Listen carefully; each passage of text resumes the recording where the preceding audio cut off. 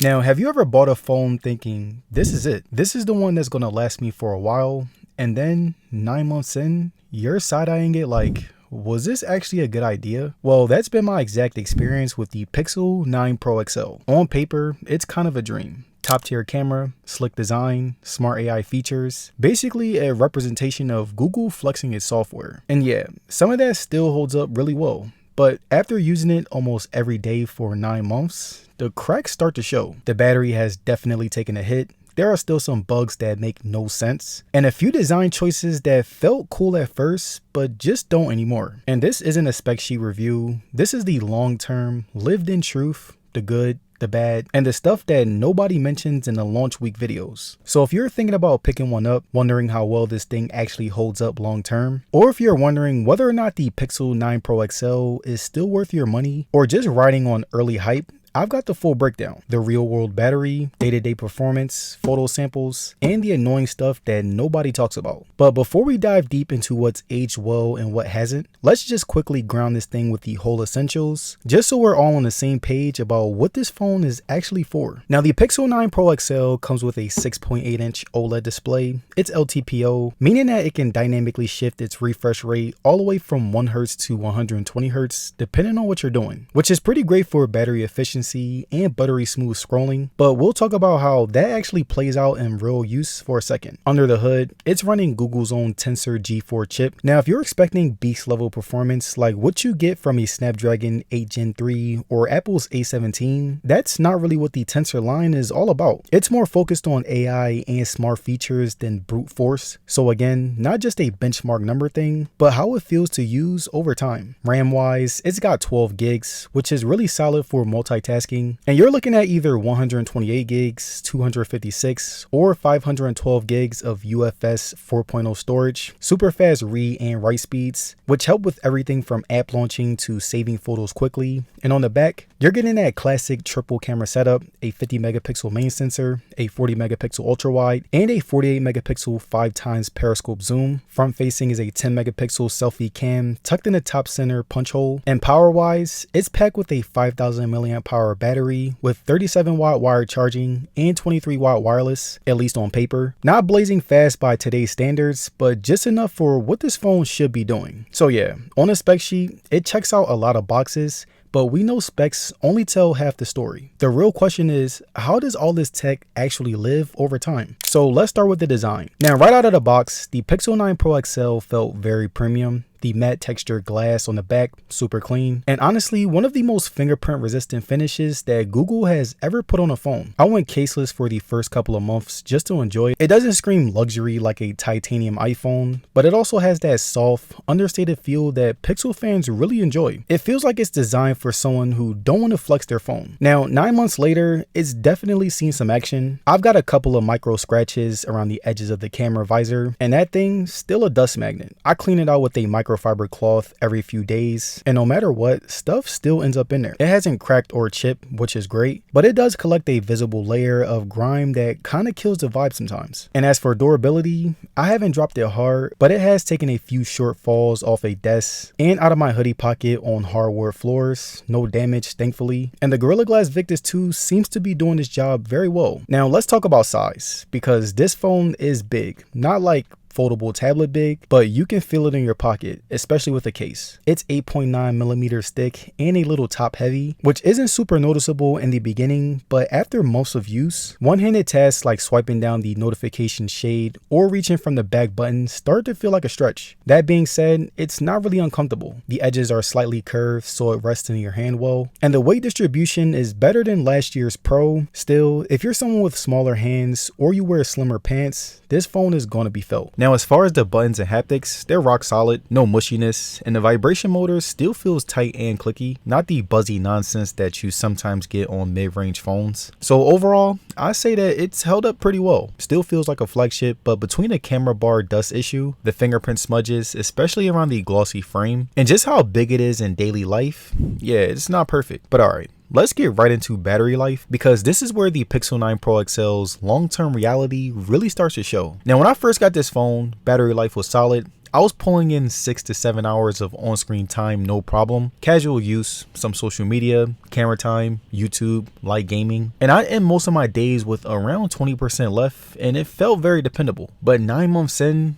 yeah, there's been some drop off. These days, I'm more around the 5.5 to 6 hours of screen on time range, depending on what I'm doing. If I'm taking a lot of photos or using maps and Bluetooth navigation, I'm looking for a charger by 8 p.m. And to be clear, it's not bad, but it's definitely not what it used to be. There's some battery degradation happening here, which is kind of expected, but still a little disappointing considering that this phone is 5,000 milliamp hours. Now, let's talk charging. You're getting 37 watt wired charging and 23 watt wireless charging. The 37 watt charging is above average, and I have no problems with that, but the wireless charging is where it causes problems. From 0 to 100%, it takes me well over 2 hours to charge it on my wireless charger. But if you're someone who's used to fast charging like the Infinix Note 50 Pro that can charge from 0 to 100% in about 40 minutes, then you'll definitely feel the slowness here. And as far as real life endurance, social media is light work, obviously. I used it for a full day road trip recently with navigation running, music streaming over Bluetooth, and photos at stops, and it barely made it till the evening. Hotspot use also kills it pretty fast. On the bright side, standby time is still great.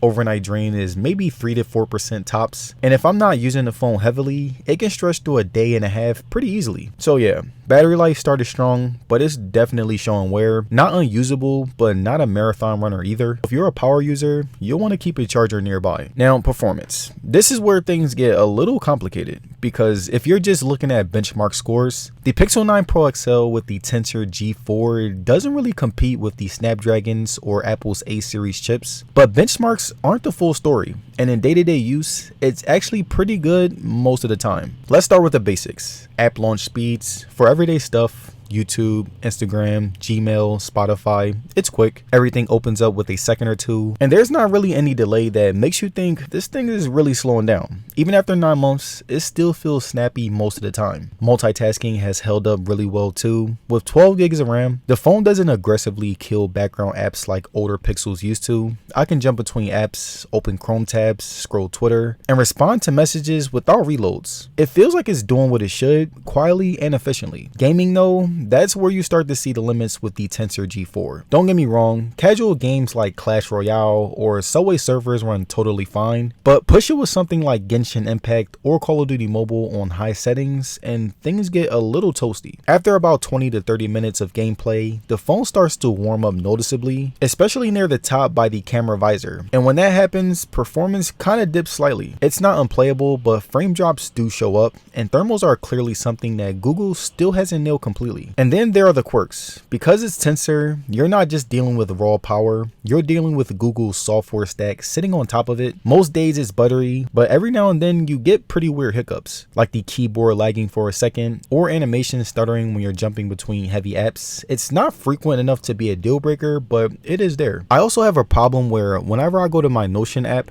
sometimes the stuff won't even pop up. Like on my iPhone, I even tested it out on my iPhone where I did the exact thing, but on my Pixel, I will go to a certain page within that app and there will be no words even though I have a full page. But yeah, that's kind of the story of the Tensor. It's consistent enough for most people, and Google's AI integrations like live translation, voice typing, and smart suggestions do make up for some of the horsepower trade-offs. But if you're coming from a Snapdragon flagship or you're a power user, you might notice the difference. Bottom line though, for everyday tasks and multitasking, the Pixel 9 Pro XL is still fast enough. Now, if there's one area where the Pixel 9 Pro XL continues to shine, it's the camera. But as always, it's a bit of a mixed bag when you look at it over the course of 9 months. Now, let's start with the daytime shots. The 50 megapixel main sensor still holds up incredibly well. Vibrant colors, sharp details, and that signature pixel pop that's a little more natural than what you get from a Samsung or iPhone. I've taken a ton of shots in direct sunlight, and while the highlights can still get blown out in extreme lighting, the dynamic range is still pretty impressive. The AI seems to know how to bring out the best in a scene, boosting shadows without making it look overly processed. Low light performance is where this phone still excels. Even after 9 months, the night sight mode pulls out incredible details in the dark. I've taken shots in really dim restaurants or on city streets at night, and the photos still look clear, with minimal noise and better color accuracy than phones from other brands. It's not really quite as good as the latest iPhones in extreme low light, but honestly, I'm not complaining. Indoor shots are still a solid win. The camera handles mixed lighting like fluorescent overheads and natural window light. Plus, indoor shots in lower light are sharper than they were at launch thanks to some software tweaks. And the AI does a good job at balancing the exposures between highlights and shadows. Now, let's talk portrait mode. If you've ever used a Pixel, you know how good their edge detection is, and the 9 Pro XL is no different. The depth mapping is still excellent, and it's gotten better over time. The blurring of the background feels smoother, less artificial, and the transitions between subjects and blur stay natural. It's not always perfect, especially in complex hair or shot glasses, but when it works, it really works. The ultra wide and zoom are another story though. The 48 megapixel ultra wide is pretty good, but you can't tell me that it's a little more budget compared to the main sensor. It does the job, but I've noticed that in low light, it starts to soften up, especially around the edges. And as far as zoom, the 48 megapixel 5x periscope is nice. At the time of launch, it was one of the few phones offering this kind of zoom with this good of quality, and it still holds up. The zoom range is usable, and you can pull off some pretty impressive shots, but it's definitely not as sharp as the main sensor. It struggles a bit in low light, but in good lighting, it can get some pretty good detailed shots. The AI also works its magic to reduce noise, but you'll notice some loss of clarity when you zoom in too far. So now that we talked about the photos, let's switch gears to the video performance. And I'll be honest, this is the spot where the Pixel 9 Pro XL kinda lags behind. The stability isn't bad, but it's no match for Apple's optical stabilization or even Samsung's super steady mode. In regular settings, videos look good, vibrant colors, decent sharpness, and solid dynamic range. The microphone quality is pretty great too, no weird distortion, and it picks up voices very well. The big thing that's really aged here though is the HDR video. It looks good in many situations. It can sometimes overexpose highlights or lose a little contrast. AI improvements have come a long way though. Google's photography is where the Pixel 9 Pro XL stands out. So here we are after 9 months. Does it still impress? Honestly, yes. The camera still delivers in a good way that most other phones just can't match. Sure, it's not always perfect, but it's still one of the best camera experiences that you can get in a smartphone. Now, let's talk about software, because with a Pixel, that's damn near half the experience. First off, Android updates have been a big selling point for Google's phones. With the Pixel 9 Pro XL, you get 7 years of updates, which is a very long time. I'm running the latest Android version on this phone, and aside from the occasional hiccup, the updates have really been smooth. Now, Google's approach to Android is light on bloat and heavy on functionality. It's refined, minimalist, and just works. And after 9 months, the UI is still clean and intuitive. And the gestures, animations, and transitions all feel pretty crisp. That being said, over time, I have seen a couple of minor glitches. Nothing that ruins the overall experience, but there's occasional slow transition or app crashes here and there, especially after bigger updates. It's not perfect, but it's far from being the worst that I've seen on other devices. Now let's talk about AI and assistant features, and this is where Google has really been set apart. The call screening feature still blows my mind. I've used it countless times and it continues to be a game changer. Then also, Gemini has become one of my favorite features, not only because its voice assistant is able to help me out with damn near any problem that I have, but as someone who uses my emails every single day, damn near every hour on every day, I love being able to tell the assistant one sentence and it makes my emails sound very professional, very formative, and it just lets me reply to a bunch of emails in a much shorter period of time as if I were to do them myself. And although the software is amazing,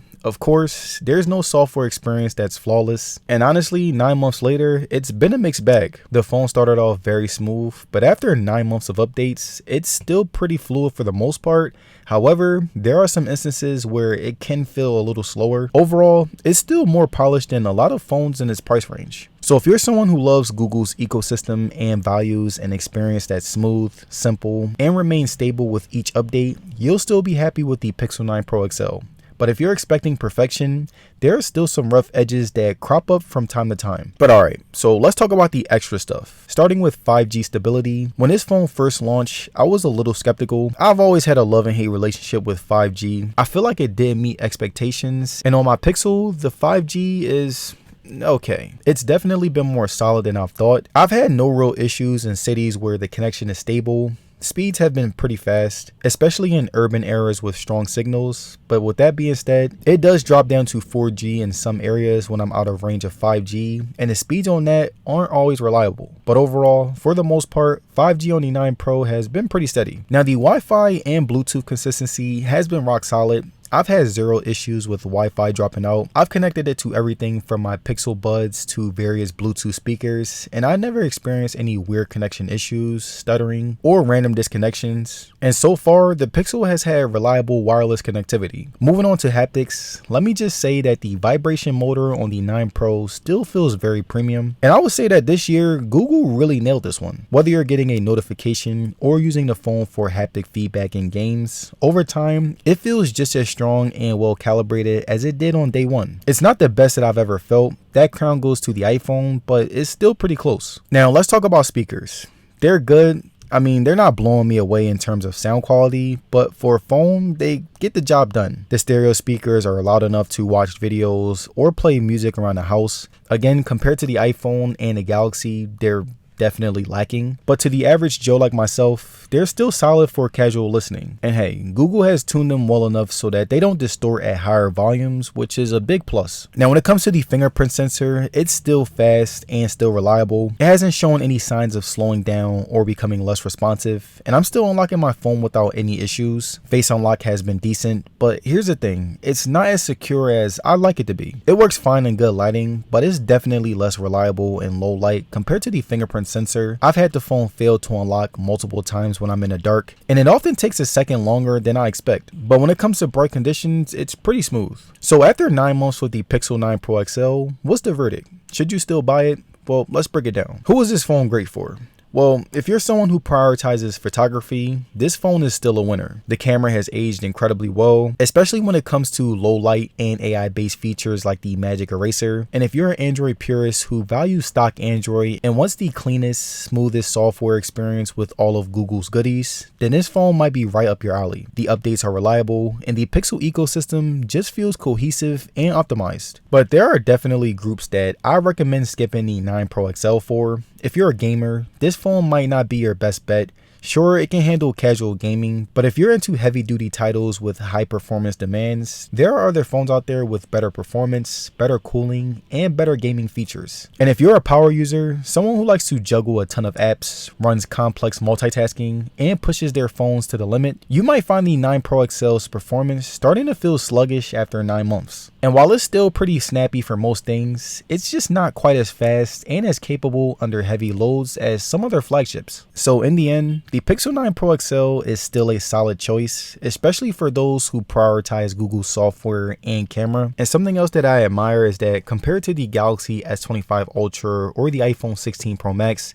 the Pixel 9 Pro XL actually feels like an upgrade from its predecessor. But yeah, that's a wrap on my 9 Pro XL review. But before you guys go, I'd love to hear from you. How's your Pixel 9 Pro holding up? Are you experiencing anything different from what I've mentioned here? Or maybe you've got some tips or tricks that I missed. Drop them in the comments down below. I love hearing about what you guys are experiencing with your phones, and it's always great to get a conversation going. So don't forget to comment down below, and peace.